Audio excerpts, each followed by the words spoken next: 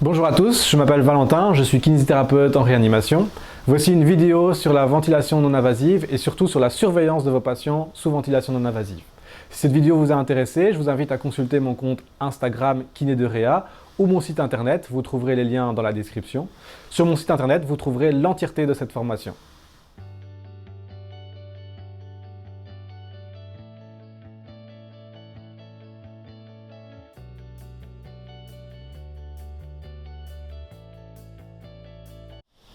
Lorsque l'un de vos patients est sous ventilation non invasive, je vous conseille de retenir l'acronyme MOVIES.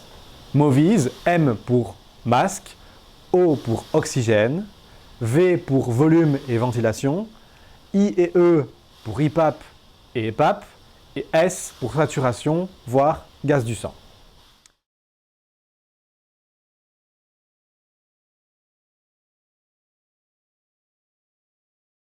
Commençons avec le M, masque. Est-ce que le masque est adapté au faciès de mon patient? Est-ce que le sanglage est correctement adapté? N'est-il pas trop serré, voire pas assez? Est-ce qu'il n'y a pas de point de pression qui pourrait être à l'origine d'escarres? Et est-ce que le débit de fuite est adéquat? Pour rappel, le débit de fuite, idéalement, ne doit pas dépasser les 50 litres par minute. Je dois avoir une fuite ici pour permettre à l'air expiré de sortir du système. Dans le meilleur des mondes, ce débit de fuite ne doit pas dépasser les 25 litres par minute. Ce que je vous conseille de faire pour limiter les fuites, c'est passer votre main autour du masque pour essayer de ressentir d'où proviennent les fuites. Ces fuites peuvent être dues à la barbe du patient ou bien à une sonde. Et sinon, moi, ce que j'ai tendance à faire, c'est utiliser un stéthoscope où je retire l'embout et je viens écouter autour du masque où j'entends une fuite pour pouvoir adapter la pose de mon masque.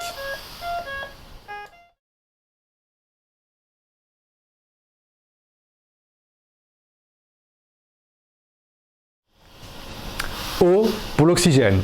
Est-ce que les apports en oxygène correspondent aux besoins de mon patient? Pour ça, je m'en réfère à la saturation pulsée et à la saturation artérielle et à la PaO2 si j'ai une gazométrie. Alors, pour moduler l'oxygénation de mon patient, je peux soit agir sur la pipe, soit agir sur la FiO2. Ici, on a une pipe à 5 cm d'eau et une FiO2 à 60%.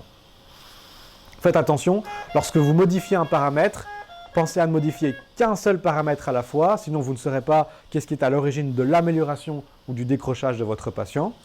Et faites attention lorsque vous modifiez des paramètres d'oxygénation, une FiO2, je vais mettre ici la FiO2 à 80%.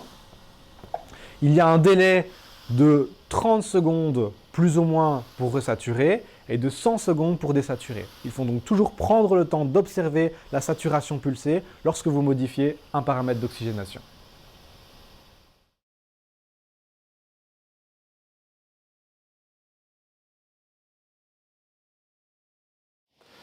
V pour ventilation et volume. Alors, on va s'en référer au scope du ventilateur. VT, c'est le volume courant. Il doit être de 6 à 8 ml par kilo de poids corporel idéal. Si j'ai un patient de 1,70 m, ça veut dire que mon VT doit être plus ou moins de 420 ml.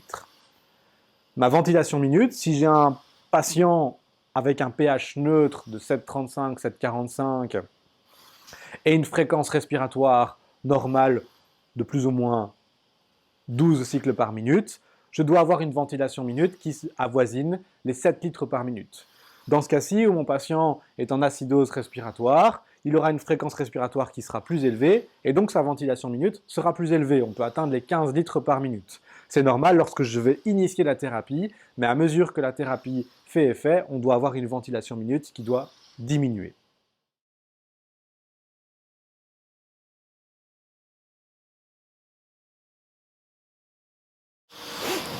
I et E pour IPAP et EPAP.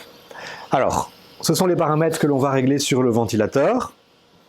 On va commencer avec l'EPAP, donc qui est la pression qui va être maintenue au cours de la phase expiratoire. On peut commencer avec une EPAP à 5 cm d'eau. On pourra monter jusqu'à 12 cm d'eau en fonction des besoins du patient.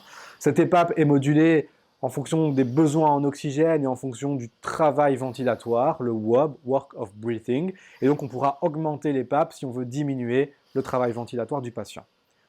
Ensuite, on a l'IPAP. L'IPAP qui va être déterminé en fonction du VT du patient. Cette IPAP, on peut démarrer à 10 cm d'eau et on va pouvoir monter jusqu'à 25 cm d'eau maximum.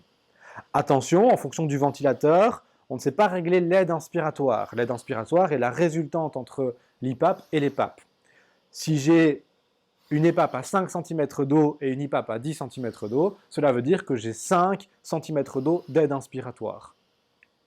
Alors, lorsque je vais, ici par exemple, déterminer une IPAP à 15 cm d'eau, cela veut dire que j'ai maintenant 10 cm d'eau d'aide inspiratoire. Attention, si pour une raison X ou Y, j'étais amené à augmenter l'EPAP, puisque l'aide inspiratoire est la différence entre mon IPAP et mon EPAP, j'ai ici diminué l'aide inspiratoire de mon patient. Donc soyez prudents, puisque l'aide va être modulée en fonction de votre IPAP et de votre EPAP. Attention également, mon IPAP ici ne peut pas dépasser les 25 cm d'eau. Si je dépasse 25 cm d'eau, j'ai un gros risque de insufflation gastrique. Autre chose auquel il faut faire attention, lorsque je modifie mon IPAP et mon EPAP, c'est l'aide inspiratoire, elle ne peut pas idéalement dépasser 12 voire 15 cm d'eau. Si jamais on a un patient qui doit être ventilé en VNI et qui a des besoins qui dépassent les 12 cm d'eau d'aide inspiratoire, ça veut dire qu'on a une très mauvaise compliance pulmonaire et donc c'est un patient qui potentiellement doit être intubé.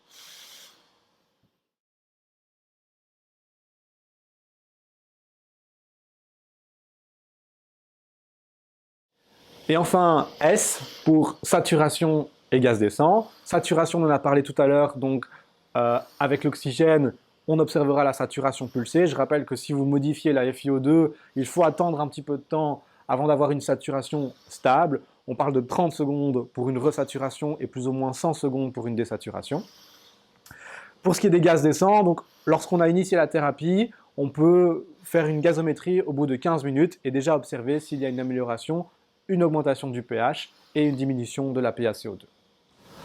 En retenant cet acronyme MOVIES, M, masque, O, oxygène, V, volume, ventilation, IE, IPAP, EPAP et S pour saturation et gaz descend, vous devriez ne rien oublier lorsque vous surveillez un patient qui est sous ventilation non invasive. J'espère que cette vidéo vous a plu. Si c'est le cas, donc n'hésitez pas à consulter mon compte Instagram et mon site internet Kiné de Réa.